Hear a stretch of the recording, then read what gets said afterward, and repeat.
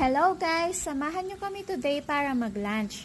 Dito kami kakain sa 729 Vegan. Adeline, what are you eating? Noodle. Be careful, it's still hot. Not hot?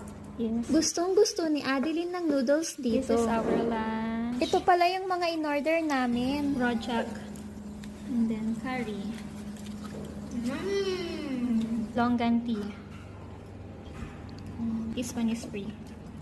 Si Luchik naman, ang favorite niya yung soup ng curry with rice. Kitang-kita naman ang laki ng subo niya. Gustong-gusto namin ng food dito kasi masarap, healthy at very affordable. Pati ang mga kids namin, gustong-gusto nila ng mga food dito. Nagbabaon din pala kami ng tubig para sa mga bata kasi super hot ng weather at para makatipid na din. Ayan, at tapos na nga kaming kumain. By the way, self-service pala dito kaya clean as you go. Ito pala yung total ng bill namin.